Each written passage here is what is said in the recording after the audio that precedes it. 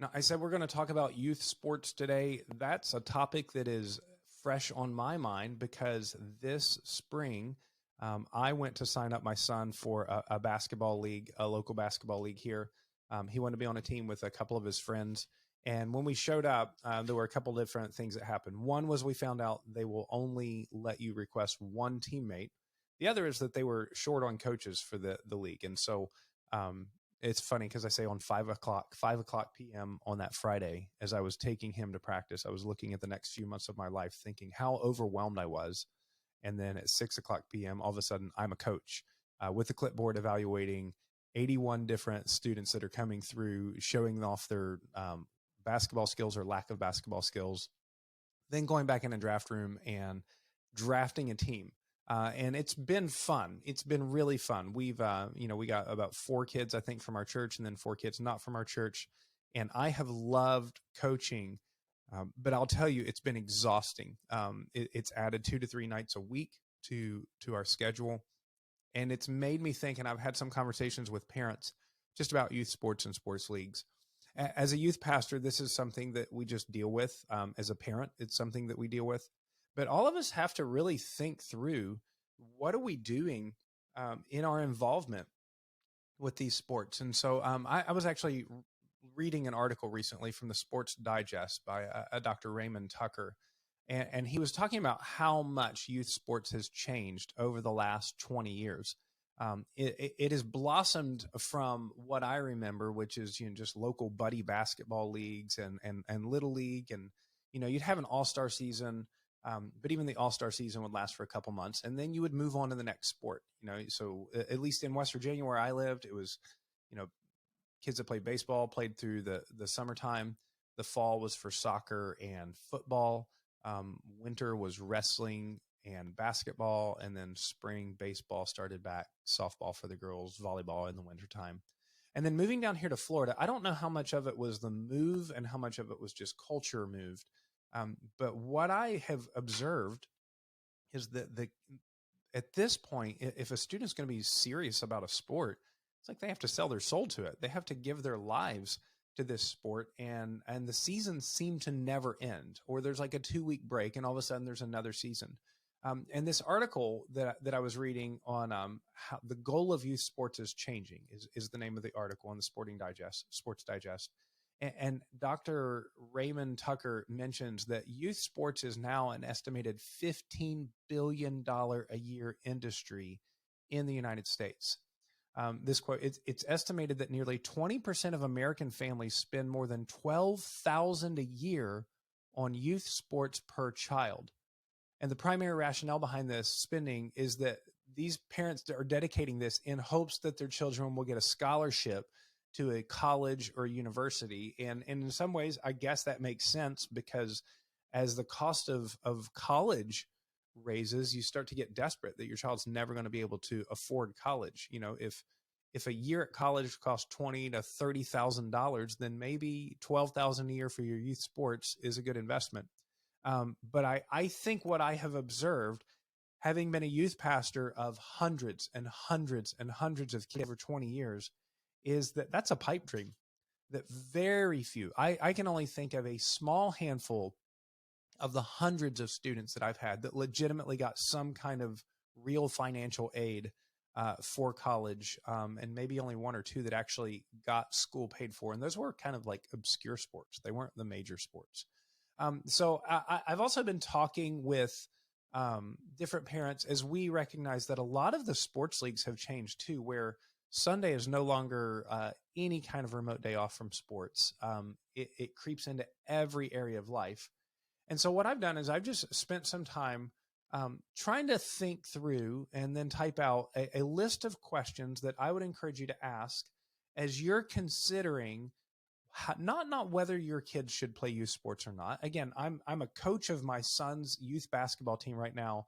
I've been a happy assistant coach once a season for most years for my boys in a youth soccer season. My boys like sports. One of my boys loves sports. One of my boys likes sports. So it's been a part of our lives. But the question is, how involved is your family going to get in youth sports and extracurricular activities? So I have a bunch of questions that we're just going to walk through today. I will post these in the show notes of this particular episode at letsparentonpurpose.com. And so you can check out the show notes. They should be even in the, as you're reading the app here, you should be able to get some of these. If like you should be able to look on the browser of how you're consuming this podcast and probably get most of these questions will show up as well. So questions to ask yourself. And this is something, look, I would encourage you to listen to this episode with your spouse or have them listen and then have a conversation about it, because these are bigger questions than just youth basketball or travel baseball or volleyball or lacrosse or whatever it is. They are questions about who you guys are as a family and what you're going to be about. So let's jump into these. Question number one, just in how involved you're going to get, is just simply, why are we doing this? What is the ultimate aim? What is the ultimate goal of us getting or allowing our children to get involved in this particular sport or this particular extracurricular activity? I know this isn't just limited to sports. For some, it's band in our area. For some, it's 4-H, which can become consuming. So why are we doing this? And a couple questions under that. Is this something that the child wants, or is this something that the parent wants? And so let's be honest. Maybe your child has a passing interest or a mild interest in this sport or this activity, but maybe truthfully, you have wrapped your identity around it. Maybe it was something that you did that you loved, or maybe it was something that you weren't great at, and you see that your child has a little more propensity to be good at it. And truthfully, you've kind of put your identity towards that. So it's really good to ask yourself, is this something that my child really wants, or is it something that I want? And then even if it is something that the child wants, the next question to ask yourself is, does that mean it's in the best interest of your child to pursue it to this level? My kids want lots of things. Not shockingly, my 7th grade son and my 5th grade daughter want phones. They really want them. They want them really bad. They would be willing to potentially commit to all kinds of things that they're not going to follow through with in order to get a phone. It doesn't mean that it's in the best interest of that child or my family for them to have that phone. So you got to ask, why are we doing this? Now, let's say that you've determined your why and you feel like you have a pretty good reason for it. I'm not judging you for what your why is one way or another. Every family's different. But now that you've determined what your why is on a sports or the other activity, next question is, what are the short-term costs of getting involved in this activity? Anything that you do, most of us aren't just, living in an abundance of money. Most of us are not living in abundance of free time where it's like, you know what, I just had nothing to do and I need something to fill all of that nothing. So it's going to cost you something in order to be involved in this, even in the short term. So like this youth basketball league that we're involved in right now, it's costing me Tuesday nights. It's costing me Thursday nights right now. Games are starting, so it's costing me Saturdays. And now some of the games are having to take place during the weekday. Fortunately, the season's done by the end of April. So by the time this podcast comes out, I will nearly be done with my quest for this buddy basketball league, the TC basketball youth JV championship. It's costing me sleep to be involved. Our practices don't start till 7:30 or 8. And as a coach, I'm playing and I'm getting involved with them. And then I have to take an ice bath when I go home because I'm old. And then I'm really cold and I take a long time to go to sleep. So here's some, excuse me. I have laryngitis, or I did. Now I don't, but I have a cough. What are the short-term costs of being involved? So here are some short-term costs that you want to calculate through. How much money does it cost to sign up for this league? $100, $150. Some of them are much higher than that. Some of these travel leagues I know are $500 to $1,500 just to sign up. So what is the upfront sign-up cost? Next question is, how much does it cost in equipment or other gear? Do they need specialized shoes, or do they need newer shoes to be involved? Do they need a certain kind of shorts or shirt? Do they need practice jerseys? Are you responsible for taking care of the equipment? Like, do you have to buy the equipment for there? So how much cost in equipment or gear? Next, what are the expenses involved per event? So every time my child plays, it's probably going to cost me something, right? It might cost me tickets to get into the game. Maybe they play all of their games away or many of their games away, a lot of these tournament weekends. So what are the travel costs involved? And let's be honest about the travel costs. Don't minimize them. So you have food cost involved. You might have hotel cost involved. You have gas money to get there. Are you having to miss work? Are you having to take days off of work to be there? Are you having to take your other children to be there, which means you're going to have to calculate their food cost and their travel cost? Another question with expenses involved, am I going to require private training or tutoring for my child to be good enough to not just sit the bench, but to get involved and get playing? How much is that going to cost? How long is that going to take? How many days and nights a week? Short-term costs. How many days and nights a week are we committing to this? And then what are the things that we currently do during those days and nights that we won't be able to do anymore? So in my case, here's things that I think through. Rest. That's one of the things that I was doing on some of the nights is I was not doing anything. And that was a wonderful thing. I kind of run at a pretty high pace. I have 4 children. I have a really full job. I have a lot of extended family and I have hobbies and interests. So sometimes just the fact that I was doing nothing was a wonderful, beautiful thing. The other was date night. Date night with my spouse had to change and modify, and it's shorter right now for this short period of time. But I don't get the same date night that I did with my wife. With my children, if they're involved in that, they're not doing homework during that time. They're not having unstructured play time to figure out who they are and who their friends are. And that's a huge deal. There's more and more research showing how unstructured playtime is so essential in our kids developing who they are and navigating social skills. Again, what are you currently doing those times? Another big one is church. So in my case with my league, one of the other reasons that I signed up is because in signing up, I felt like I might have a little bit more influence on the league in when we're going to do our things. And so, I was able to tell our league director from the beginning, I will never be there on Sunday mornings and I will never be there on Wednesday nights. And as a matter of fact, because I have several kids from my church, and I know their parents, I'm like, half of my team will never make a game on Wednesdays. We can never practice on Wednesdays.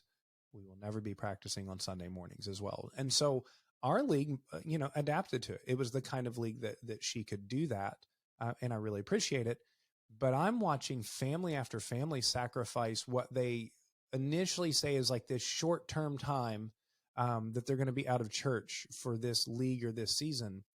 And then one rolls back into the other. And then when you look back at it, it's like 3/4 of the year, they are missing church for the sake of this youth basketball or youth lacrosse or volleyball or softball or equestrian thing. And so, what are you doing now that you are not going to be able to do whenever this league starts or whenever this activity starts?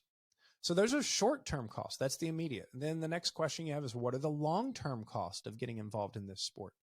So one of the ways to do that is you could take the short-term expenses multiplied by the number of seasons per year that this activity or sport happens. I know a lot of these travel leagues, man, they go 3, especially in Florida where there's good weather and you can play nearly any sport all year long. You might have one season that has a 2-week break right into another, and then you have the school season, and then you have another season. So multiply the short-term expenses by the number of seasons per year, and then potentially the years that you think your child might be involved in this.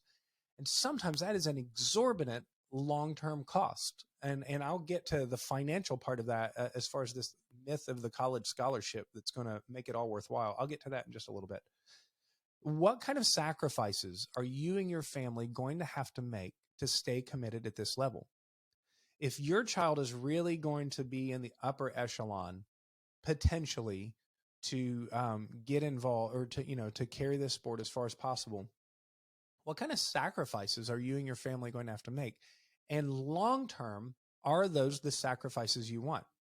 Are you really willing to sacrifice years of date nights with your spouse so that your child can potentially get a college scholarship to pay for college? Like, are you really going to do that?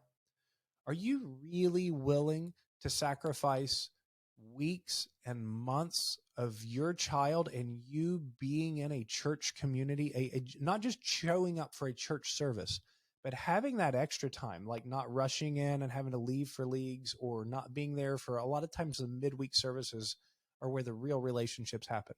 Are you really willing to sacrifice weeks and months and potentially years of that for the potential of your child, getting their college scholarship paid for with their sports?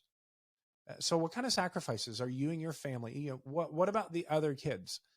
Is it, I have this one particularly exceptional child that we're going to do this for?